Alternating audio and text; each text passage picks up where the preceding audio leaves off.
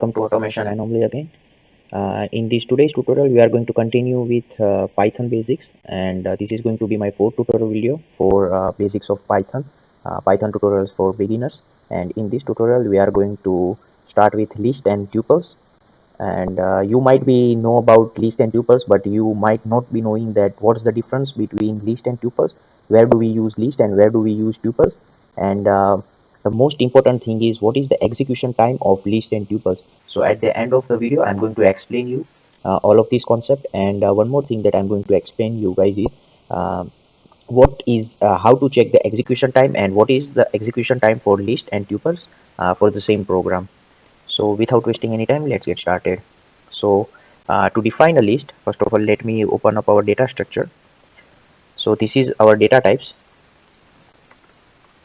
So we already have covered the numbers and strings, and today we are going to continue with list and tuples, and in my next upcoming tutorial we'll be seeing sets and dictionaries. Okay, so we have seen that numbers and strings both are immutable, means we cannot change, we cannot convert it, or we cannot we cannot modify any elements or any objects of our strings. For example, if I have a name hello, then I won't be able to change this letter. I won't be able to change any of the letter. I cannot add anything, I cannot remove anything once my string is defined. On the other side, if we see at the list that list is mutable, means it is changeable, so I can change anything inside my list. So the way we define list is we put any object inside the square bracket, so it will be a list. And likewise for tuples, we have to use the parenthesis or round brackets. So if we use round brackets, so we define a tuple. And we are going to see in a bit. Likewise, to define a set, we have to use the curly brackets, and to define a dictionary, that we are going to see in next tutorial. So let's just stick with tuples and list right now. So if I create a variable like my list, and I just simply put an empty square bracket, if I run this one, and let's check the type of my list now by using the inbuilt function of Python type. So it returns us the list type. So this is a list type. Now if I change it to parenthesis or round bracket, it will return us a tuple. So first of all, we are going to see the list. So let's just finish with the list first of all. So let me make a heading, list. Okay, so let me create a list 1 2 3 4 5 6. Again, if we check the type, it is going to return us a list. So now list is mutable, means it is a changeable.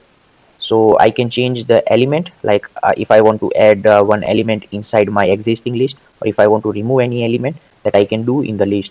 So let us see some function of the list. But before checking the function, I would like to mention here that we have seen previously the indexing and slicing method when we were seeing the string. So same thing that we can apply in list also. So to grab any element, we just have to pass the index number, index position of that element. For example, if I want to get the 4 out of my list, so for that I have to pass the index number, which is going to be 3. So if I press 3, so I'm getting 4. And if I want to grab 2 to 4, so which is going to be by 1 2 3 and 4. So if you remember, if I want to get access of several elements, in that one the first element is included, the first index position is included, so 1. And up to 4 I want, so that's why 0 1 2 3 and 4. So I have to write up to 4, a colon sign, and up to 4, because this fourth index position is going to be excluded, it is not going to include. So I will get 2 3 4, another list. But if I put 5 here, then I will get 5, because sixth is excluded. Okay, so this is the indexing and slicing. After that, let's check out some functionality that are available for the list. For that, if you are using a Jupyter notebook, then put a dot, and after that press a tab button, and it will give us the available functionality. So we can apply these many method for the list. So first of all, let's check the append. If I want to add any element inside my existing list, so for that we have to use the dot append method. Appending means adding. adding any element. So let's say I want to add 8 here. So append 8. So here we have to use the list name.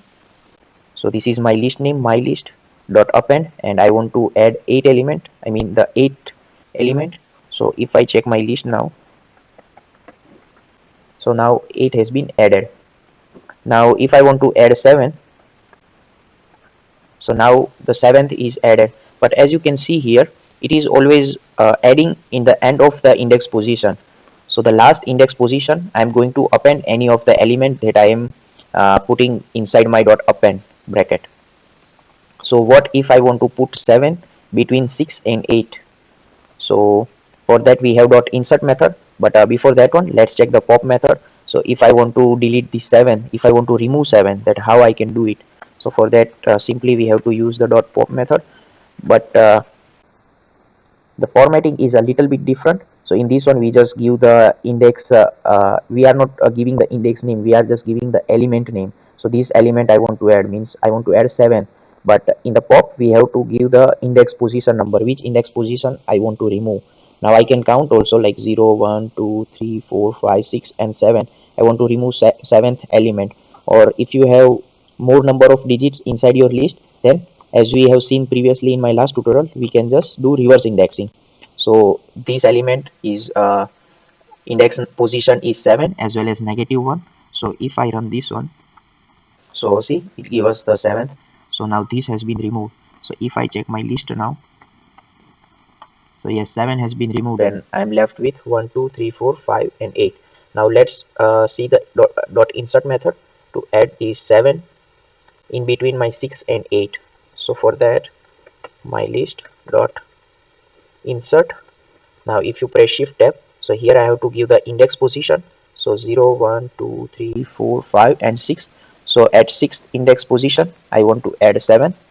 If I run this one, so now let's check my list again. So now 7 has been added between 6 and 8. So these three are very important method that we are going to see again and again.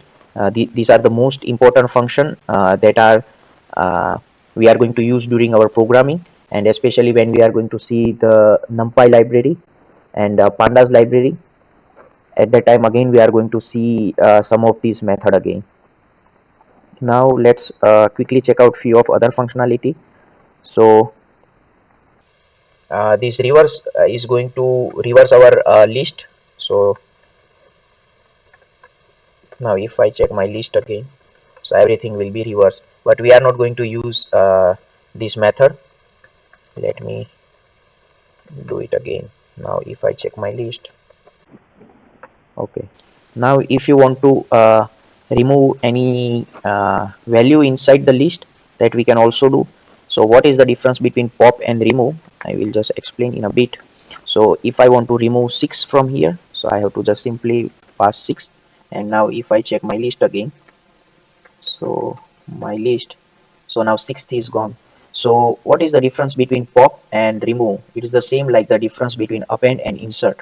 So in this one remove, we just directly pass the element, so the value which we want to remove. But in the pop method we have to give the index position of that particular element which we want to remove.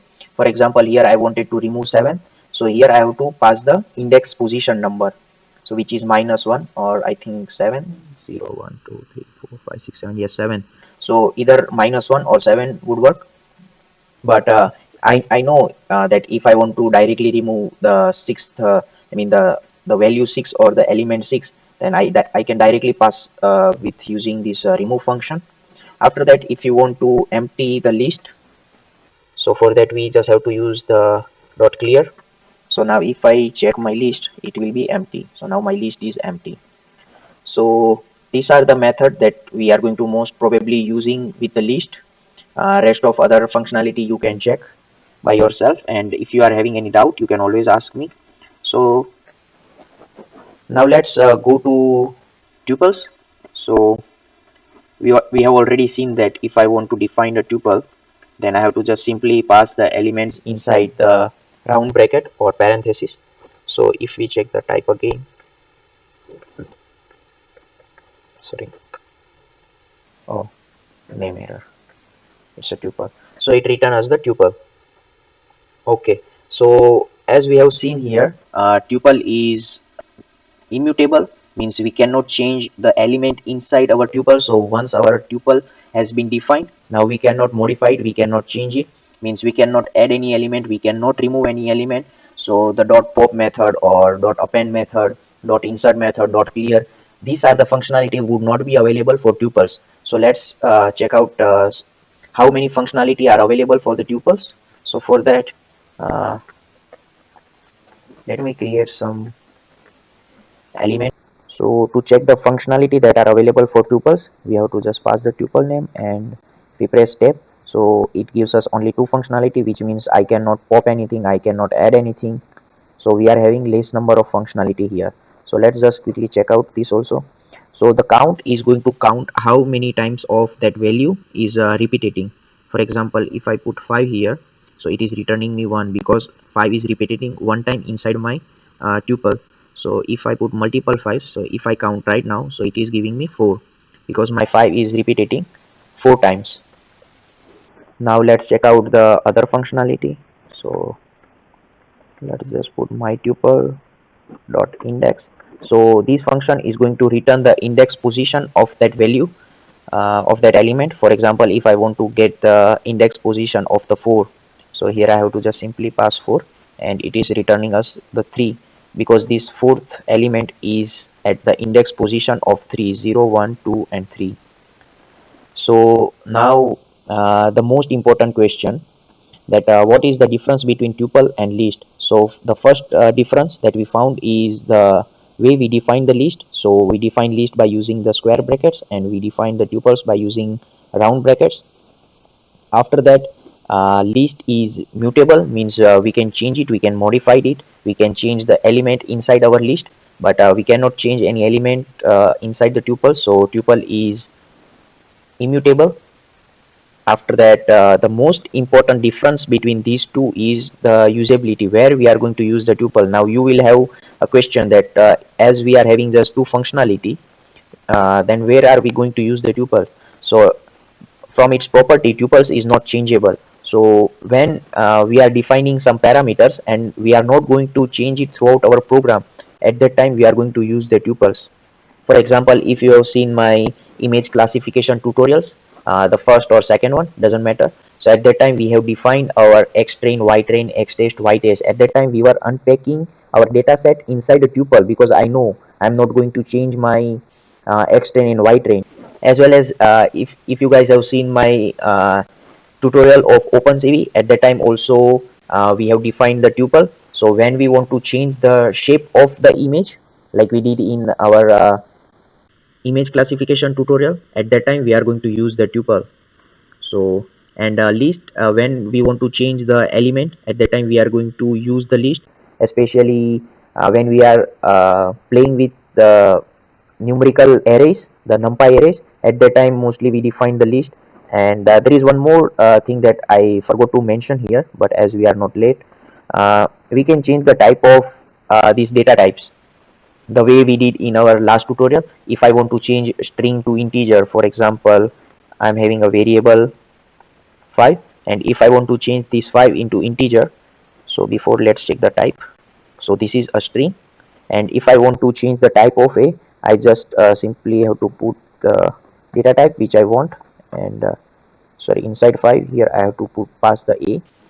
So this is how we can change one type of data type into another type. Now the same wise, if I am having my list, and if I want to change it into tuple, for example, let me define something here quickly. And if I want to change my list into tuple, and let's check the type also, so it is giving me list. So for that I just have to put tuple, and I have to pass the list name. Now we have to store this inside a variable. For example, I'm creating a z variable, and if I check the type of my z, so it is a tuple. So this is how we can change one data type into another data type. And lastly, before ending this tutorial, let me explain you the main key difference between list and tuple. So that is, tuples are a lot faster than a list. for the execution of the same code. So here I will explain you with one example, and maybe you guys don't know how to define a function because we haven't covered in any tutorial, but just try to understand. So if I create a function of my list, and I just want I'm using the range function, which is going to get me the integer starting from 0 to whatever we pass here, and that I'm going to store inside a variable. And if I want to print that variable, so instead of list, now let me put a tuple here, and rest of the thing is going to be same. So I'm not changing anything here, just one thing, that I'm going to put a list before this one to define a as a list. So this is a list and this is a tuple. Okay, so to check the execution time of each of these function, we are going to use a magical word, a magical library, which is a timeit. So it is a built-in library inside Python, so we don't have to import it. I mean, we don't have to install it. So let's just call percentage timeit, and here we just have to write down the function name, and I will copy this one and I will paste it here, and instead of list I will put tuple. So now let's run all of this. This will take some time and it will return us the execution time. So as we can see here, for the list it took 62 nanosecond with tolerance of plus or minus 3.43 nanosecond per loop. Try to avoid this line. And as we can see here, the tuple takes 58.6 nanosecond plus or minus 3.76 nanosecond tolerance. So as we can see, even if we avoid the tolerance, so if we just concentrate on the first execution time, so the list took 62 nanosecond to execute the same line of code, but tuple take 58.6 nanosecond, so which is like approximately 3.4 nanosecond less compared to list. So what we can conclude here is tuple is faster than list for the execution of the same codes. So I would like to end this tutorial video here only. I hope you guys have learned something new today, and if you guys have any doubt, then you can definitely ask me in comment section below. Also, if you like this video, then please give us a big thumbs up, and if you are new to this channel, then you can subscribe to my channel because I'm going to make some more videos. Also, if you are intermediate and if you want to learn the machine learning and deep learning, then I already launched my image classification tutorial series video by using Keras, so you can watch that also. So that's it. Hope to see you next time, guys. Have a nice day. Have a great time ahead. Thank you for watching this tutorial video.